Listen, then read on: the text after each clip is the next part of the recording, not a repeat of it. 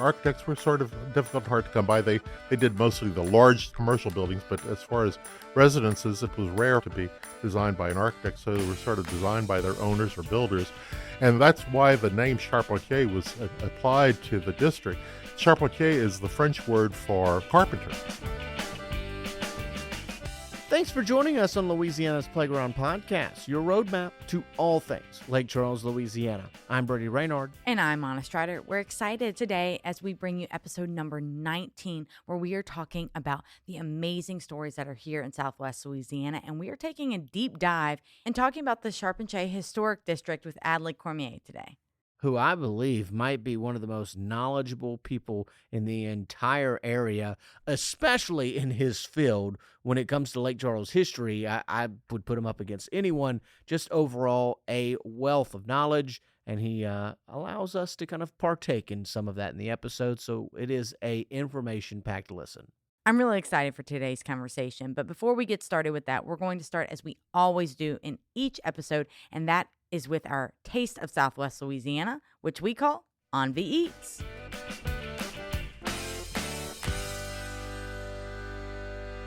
This week, On V Eats takes us to yet another Lake Charles staple for nearly 2 decades. They celebrate 20 years next year, and that is Luna Bar and Grill.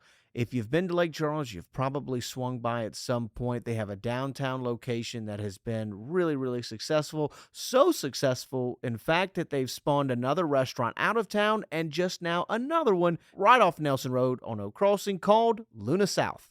I will say that when I came to Lake Charles as a visitor for the first time, Luna Bar and Grill was my first stop for brunch. And then, of course, when I brought family and friends back over to visit me, it's always a number one on the list as being a downtown resident. So it was absolutely imperative that we paired it today with the conversation about the historic Charpentier District. I know that when you walk into Luna, it's got this really unique feeling to it, especially the downtown location. It's out of this world. It really is, both literally and figuratively.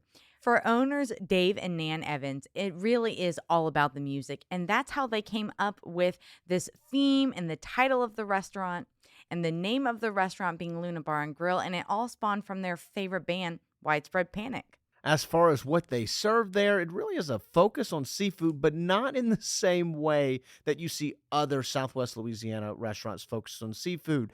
Their big sellers is the tuna. Luna tuna. It rhymes, and it's also really delicious. Tuna steaks, which is just an unbelievable cut of fish. They do the Luna tuna, which is kind of a lemon sauce. They do the dragon tuna, which is a little spicier. Those are 2 of my personal favorites. They also serve soups and salads and sandwiches, as well as some more traditional fried food dishes.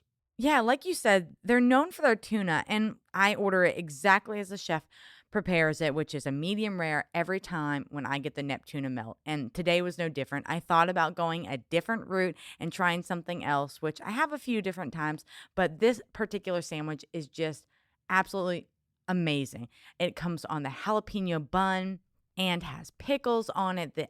This sauce that is just so particular. It's lightly based on the bread, and there's a provolone cheese, and it's all on top of this perfectly cooked tuna steak. But that's not all that we got this time.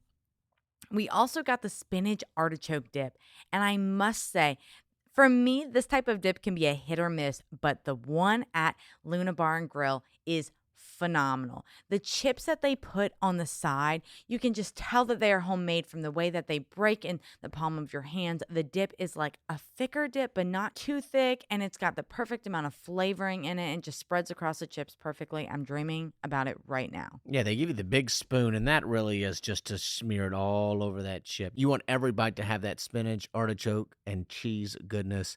As far as my entree, I went with the Redfish Apollo. Typically, I do as Anna does, and I get the tuna as well. Not the tuna melt, but I typically just get the dragon tuna or the Luna tuna. But today, I went with the Redfish Apollo, which is a fried piece of fish with fried shrimp on top, and underneath it is a crab meat au gratin sauce, very buttery, and it's over that. There's avocado on top of the fish as well with some mashed potatoes. They have garlic cheese mashed potatoes there on the side.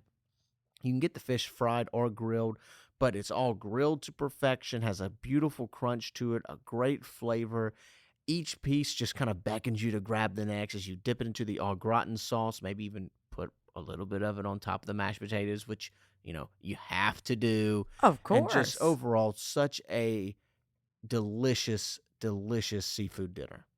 And we've talked about it a little bit, but Nan and Dave, they have been in the restaurant business for so many years now. They've raised their family in the business, and they have two unique locations, both in downtown that is that community staple. People have been going there for nearly 2 decades, and just part of the community that everyone has a memory of. And now they've brought that same atmosphere over to Lake Charles, south of town, which, like Brady mentioned, it's right down Nelson. So if you're at one of the casino resorts, it is a straight shot down Nelson Road. And you're going to find it right there in Oak Crossing, which is also a beautiful wedding venue in that area and has a boutique bridal shop. So just a great part of town to expand their business and to welcome you in with that atmosphere that you can absolutely only get at Luna Bar and Grill. So head on over to the Luna Bar and Grill location, either downtown or south of town. Either one, you won't go wrong, and let us know what you think. From a great meal to a great guest, we welcome on Adley Cormier, a local historian that studied and shared the unique history of Lake Charles and Southwest Louisiana for nearly 5 decades. Educated at LSU and with over 35 years of staff experience with the Department of Labor, he brings a singular insight to the workings of this corner of Louisiana. He's written hundreds of articles for newspapers and magazines. He's a published author of 2 books on area history, and he's been consulted on projects with the New York Times, Southern Living, Voice of America, Louisiana Live, C-SPAN, and the LPB. Welcome to the show, Adley. Well, thank you. Thank you. Happy to be here. Adley, we're so excited to have you on the show today. We know that we talk about so many of the great things that Lake Charles and Southwest Louisiana has to offer, and from our big city amenities to our natural waterways. And today is an opportunity to really talk about the history and what makes that small town charm and that energy so vibrant here and strong. So this is going to be a really great conversation. But before we get started, we're going to ask you a few questions to get to know you a little bit better. Are you ready? Yes, I am. All right, these are big ones here, okay? So the first one, crawfish or gumbo? Gumbo. Gumbo. What kind of gumbo? Oh, well, seafood. Get the best of both worlds. So I always ask, are you someone that believes there's a gumbo season? No, gumbo season begins on the 1st of January and ends on the 31st of December. That's fair. I would go with that. I think that's a fair statement. Yeah. You know, You've been I'm arguing getting that one shirts for a made while. one day, and all of our guests that go with me, you'll get one. Don't worry. It's always gumbo season. It's always gumbo season. Why not? We had gumbo last night, actually. I got through and I had my full plate, and I was like, cool. And then they're like, do you want a bowl of gumbo? And of course, I wasn't going to be, in my head, I'm like, no, you don't need that, man. But I look at him like, Yeah. I do, actually. I need that bowl of gumbo. Load You it do, up. you Load do, it up. Absolutely. All right, the next one, poolside or beachside? Beachside. Beachside, why? That's what I choose as well. Well, first off, you have a better opportunity to interact with the real world. I mean, you can actually go shelling, and that's one of the things that people don't realize you can do in Southwest Louisiana. You can actually shell, and there's some interesting shells out there. Flotsam and jetsam that come across the natural beaches here can be really amazing. My late wife once found a whole treasure trove of bits of tile that had been used in houses that were destroyed in Hurricane Audrey. And she created a couple of pieces of art. She calls those pieces done beach salvage. And it shows that, even something that has been destroyed can be creatively reused. And so there's that metaphor. So absolutely beachside.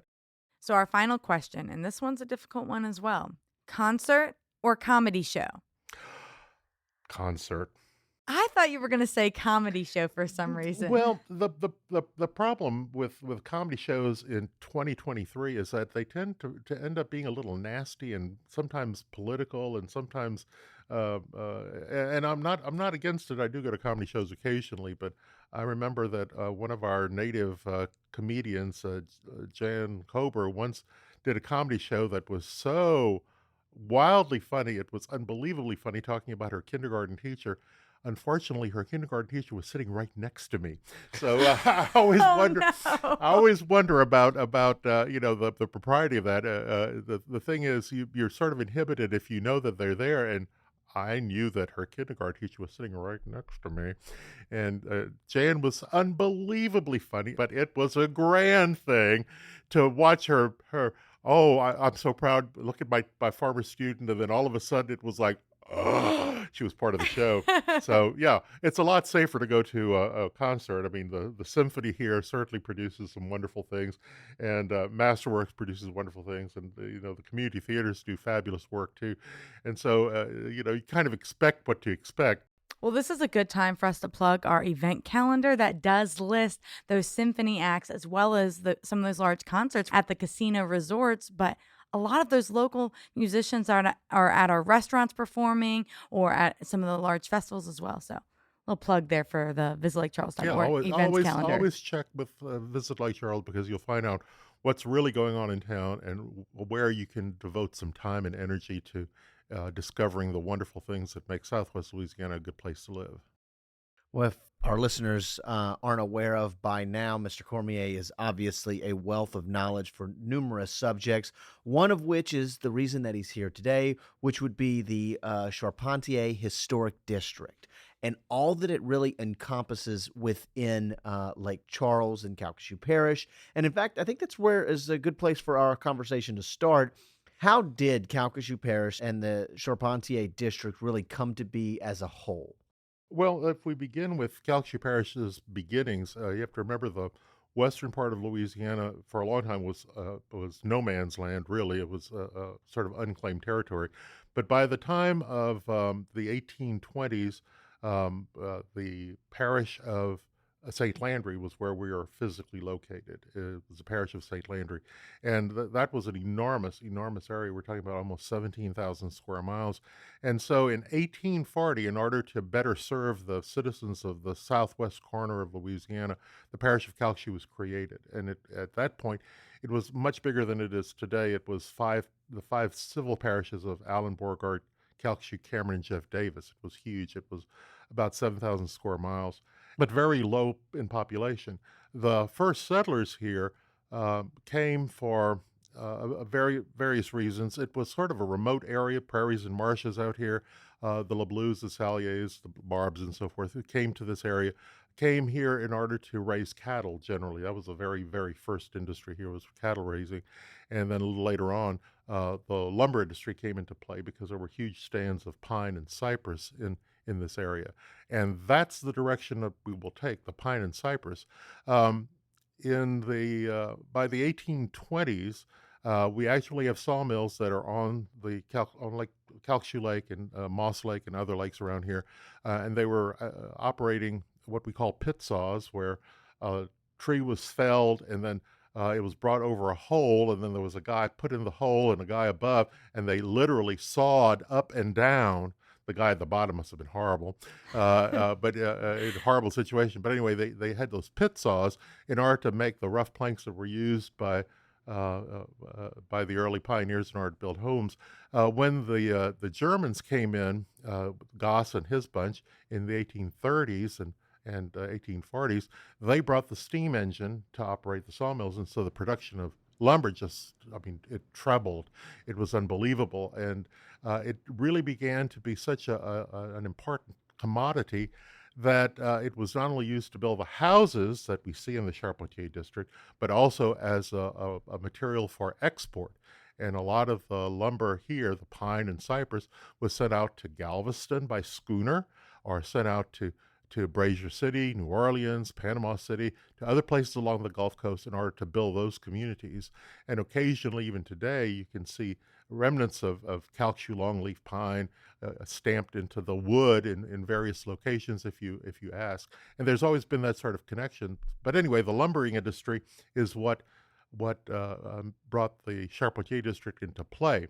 It was used for the construction of homes, and we're talking about a variety of homes. The Charpentier district is a group of neighborhoods. There are high-end neighborhoods, there are middle-income neighborhoods, there are working-men neighborhoods there, but they all have one thing in common: the houses built between, say, 1860 and I say 1860 because there's very little that is in Calcasieu Parish that is before 1860 at this point, to the 1930s.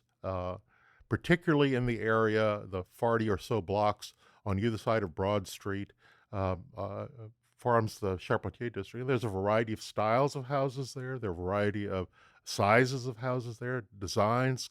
It's an amazing collection of what Victorian America saw as what makes a house.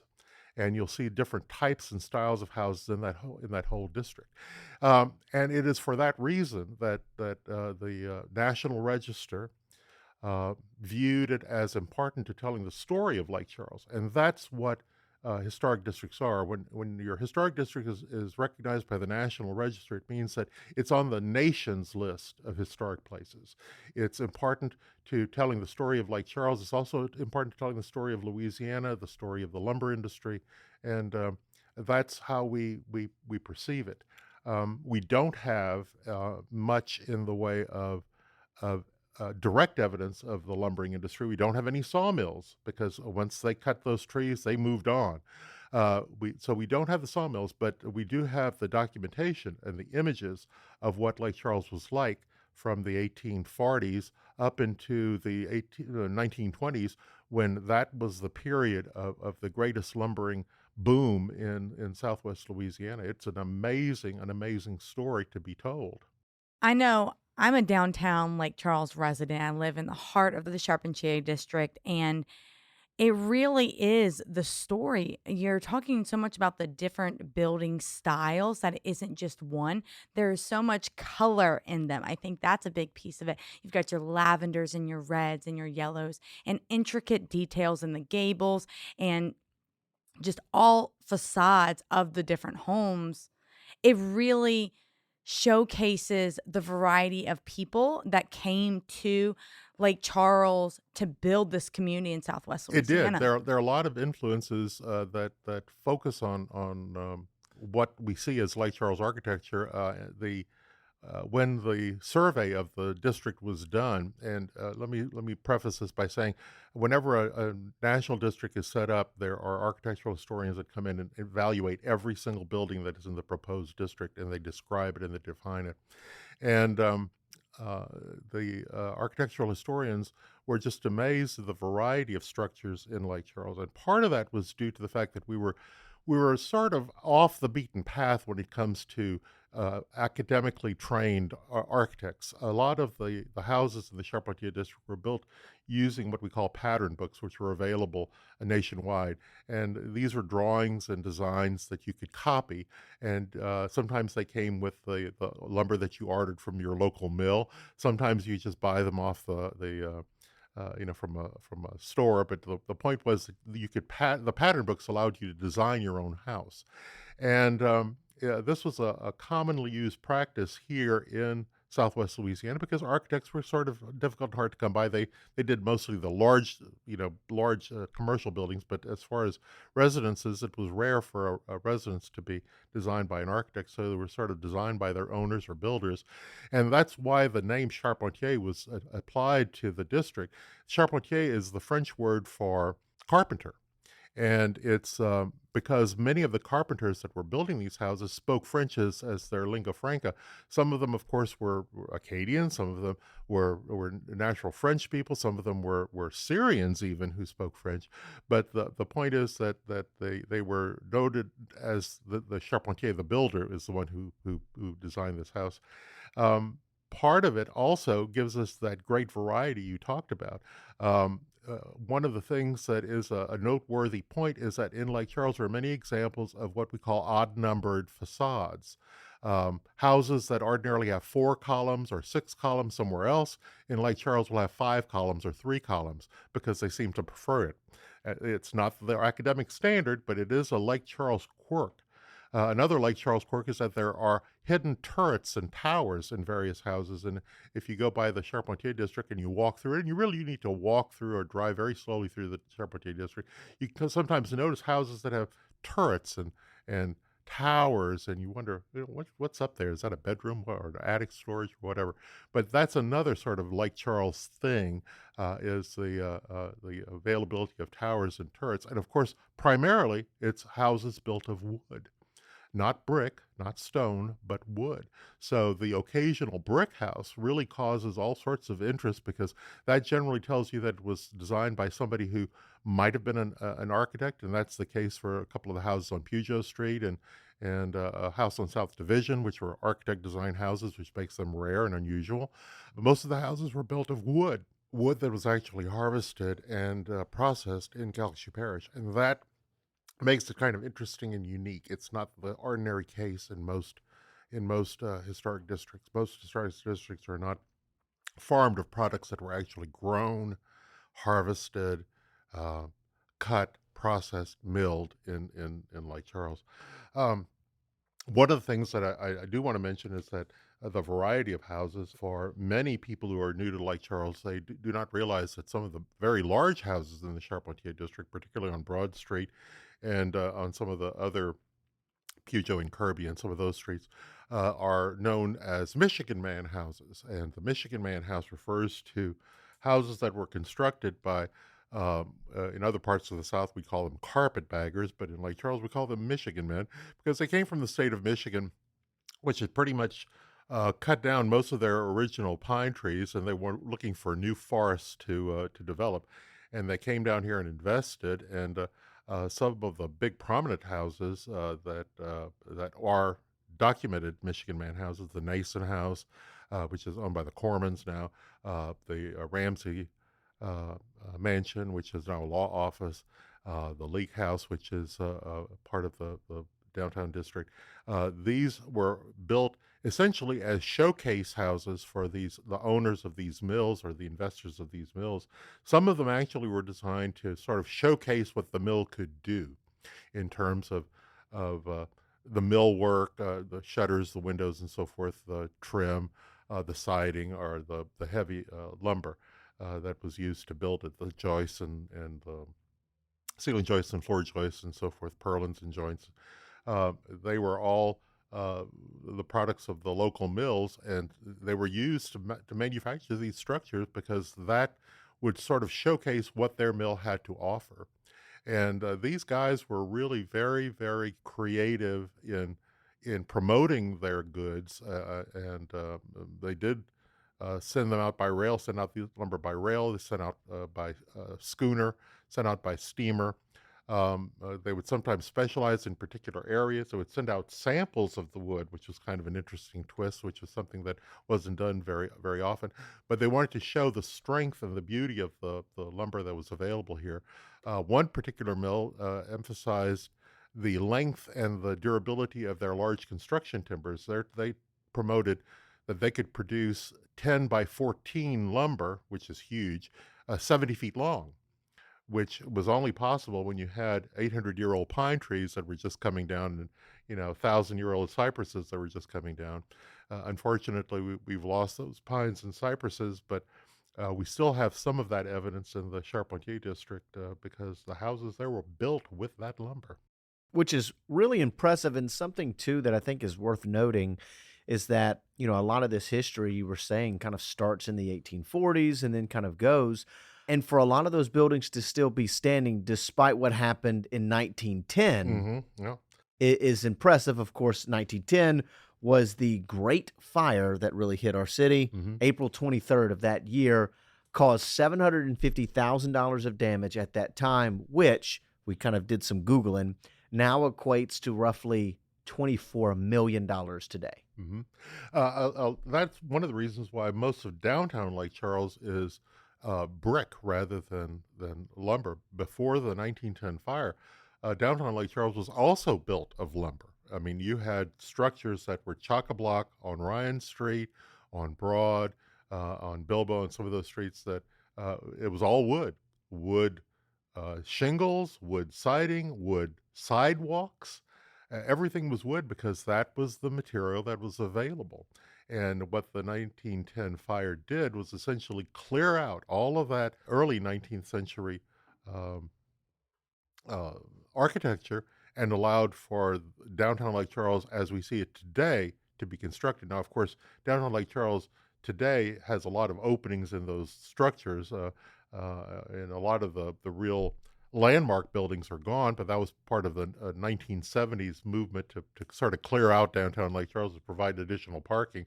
But the buildings that were gone in the 1910 fire, which included the courthouse, the city hall, the Catholic church, the Williams Opera House, Rouse's Racket Store, and 107 other buildings. And then there were also spot fires throughout the community because it was a very intense blaze. The sparks would go up into the sky and then fall, 10 blocks over, and families would put it out. But it did give us a community that was built a little bit differently. And the three big monuments of recovery from the Great Fire, the Roman Catholic Cathedral of the Immaculate Conception, the domed courthouse building, and the 1911 City Hall, are all evidences of that reconstruction, that desire to rebuild. And they're all designed by architects, very famous architects actually at the time. They were Favreau and Livaudais buildings. Favreau and Livaudais came out of New Orleans to design those buildings, and they designed all three. And they apparently didn't talk to their clients together because none of them sort of align with anything else. The courthouse doesn't quite line up with the city hall and all that, but it's because there were three different customers, and they created three wonderful buildings. I mean, they're spectacular buildings. If you ever have a chance to look at details on any of those buildings, I mean, you're just in awe because they're like buildings that belong in, New Orleans or New York or someplace like that.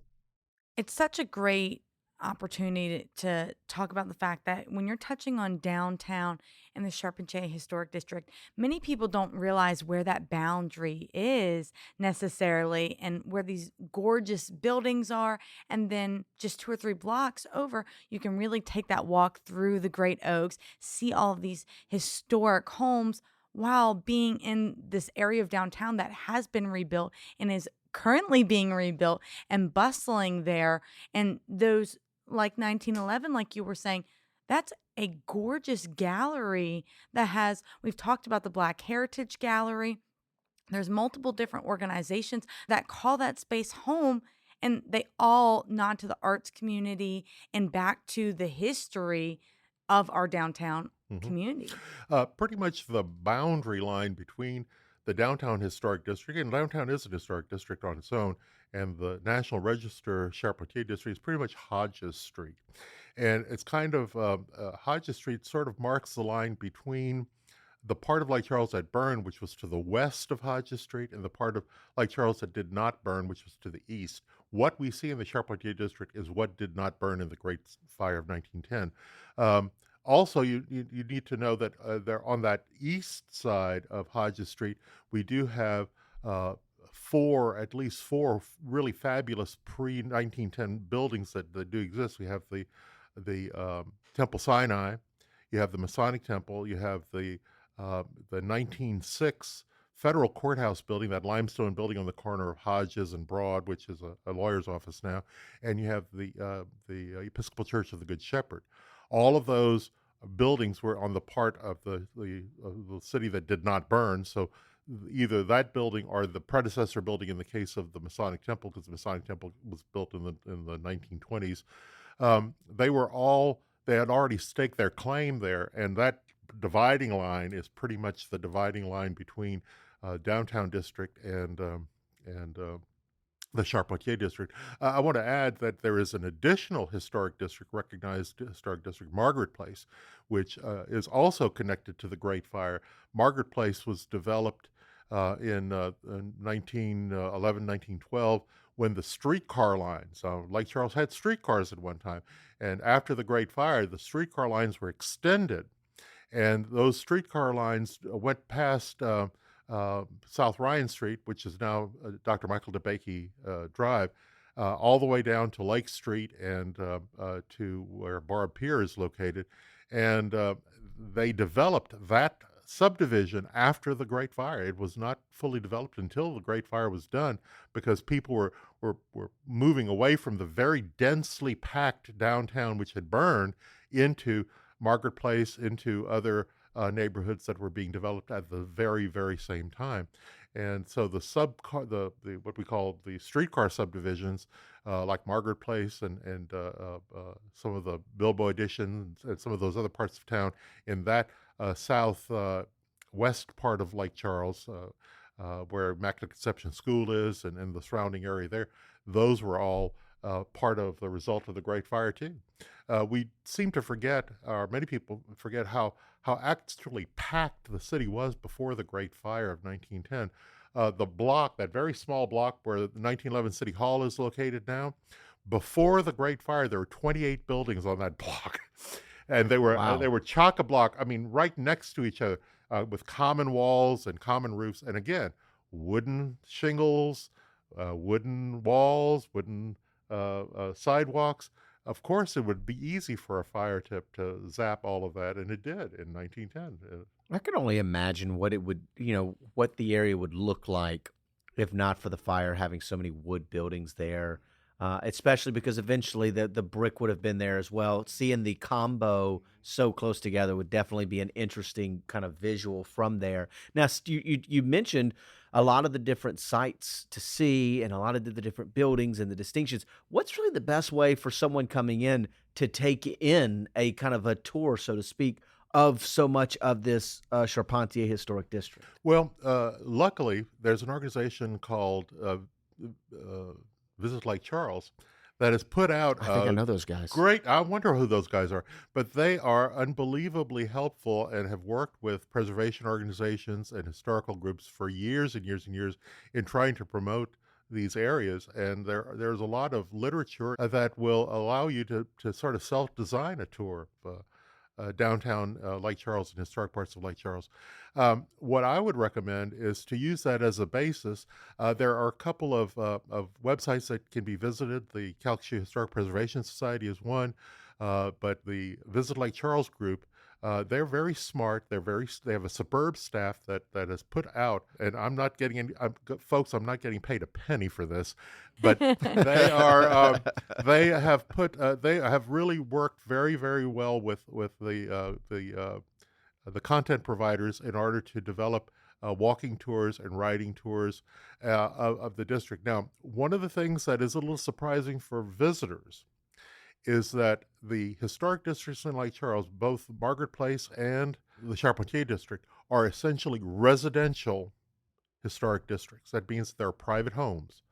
And that means that the homes are occasionally open for tours, but generally they're not open for tours. And although many people in Lake Charles are very friendly, if they're sitting on their porch and you're poking around looking, sometimes they'll invite you right up onto their house, which has happened occasionally.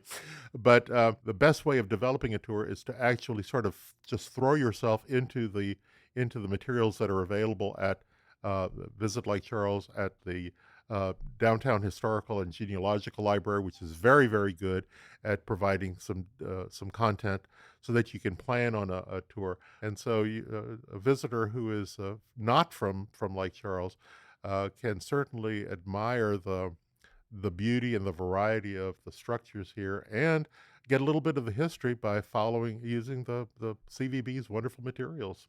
Yeah, I know that we have on the website the Historic Calcasieu Parish Guide, and that's a digital version, or you can stop into the Welcome Center, and there's printed versions here. But I definitely want to nod on the beauty of the downtown as you're creating those walking tours. There are a few places that you can visit that we have talked about, and that is some of the historic cemeteries that we have. I know every November for a number of years now, they've even had the Living Historic Cemetery tour that is a huge hit.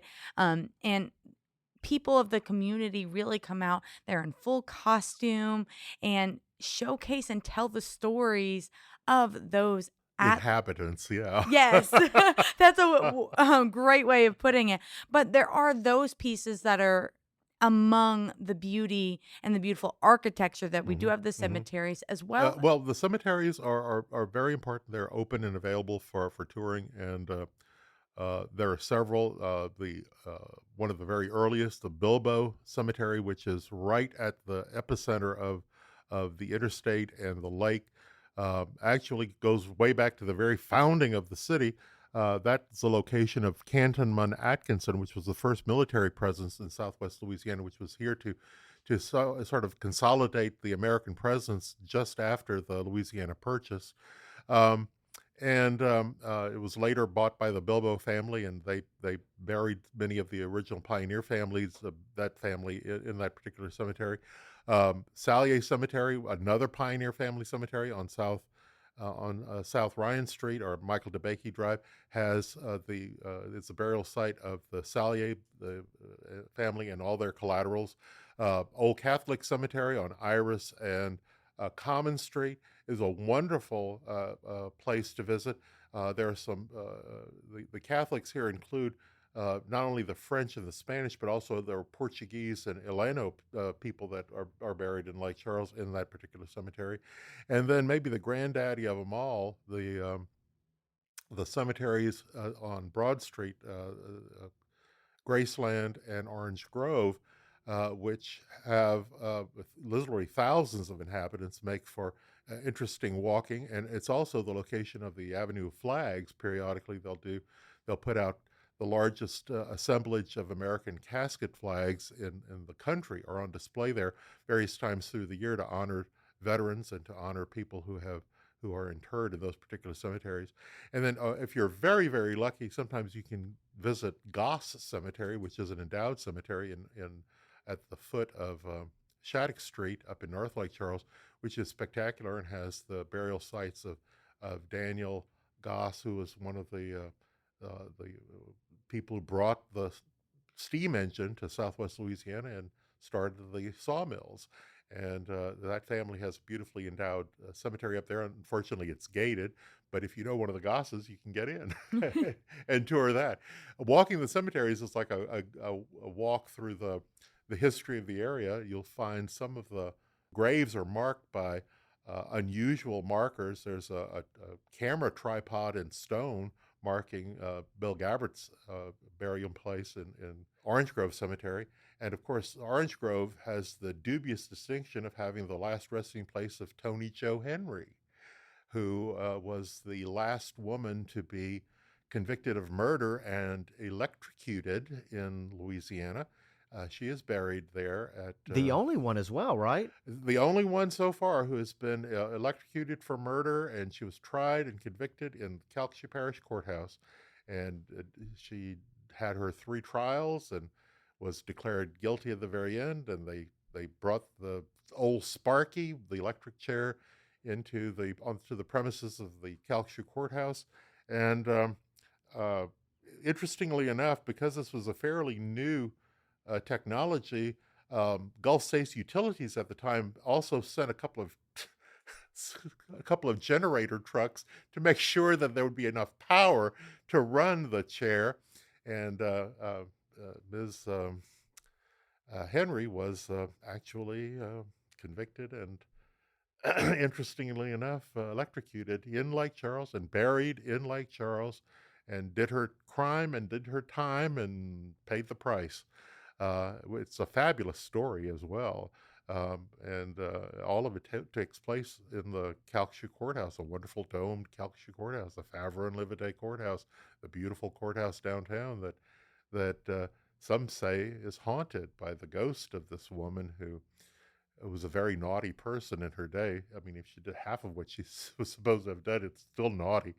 But it's a a fascinating tale. And of course, we would know probably much more about this, but at the time that she was convicted, America was just entering into World War II, and so the war reports and whatnot sort of took precedent over it. The story of a woman murderess in South Louisiana, and so that's why we don't know much more of her. But she is buried here. There's some fabulous stories out there, guys. Fabulous. Yeah, and I'm glad you had brought her up. I wanted to touch on and between her and the cemetery talk. Everyone loves a good haunting story or type of ghost story, and I know we've got a handful that's all kind of that ties all in, obviously, there to the Charpentier district. Mhm. Yeah, there are several stories that connect with the district. There are at least 3 that come up to my mind right away. One is that the house at 504 Ford Street, the old Reed Mansion, the Reed family homestead, when the Reed a jailer at the time of the 1910 Great Fire had to find a place to put the prisoners because the jail burned down. He took the prisoners and put them up into the attic of his family home at 504 Ford. And there is the story that one fateful day, one fateful night, glass was heard broken, and there was a long penetrating scream because one of the prisoners tried to make an escape from the attic of this building, which is about 60 feet above the ground, and he did not make it. And there is a legend that the sound of a piteous scream is heard, at certain times of the year in that neck of the woods. There, one of the Bell houses, a little bit further down on Pine Street, there's a ghost story of a rocking chair on the front porch that begins and rock and stops rocking without the wind involved at all. It just does it on its own. And the story relates back to one of the Bell women who impatiently waited for her men folk to come in at lunchtime from their mill. And interestingly enough, on that particular story, the arms of the rocking chair supposedly never get dusty, which is an odd thing. But the rocking chair and the arms not getting dusty is kind of an odd twist to that particular story. That house also has an interesting tale that goes from the fact that there was a widow's walk on the very top, and the same woman, the one who was impatiently waiting for her menfolk to come at lunch, would go up to the widow's walk to watch her husband and her sons walk from the mill back to the house. She didn't want them to go through what was called Battle Row. Battle Row is sort of the blue light district of Lake Charles along Railroad Avenue, and it was a place that was renowned for having saloons and houses of ill repute, and it was where the railroad men and the sawmill workers and the cowboys would all come together and have wild times and wild fun with backroom action and gambling and everything else.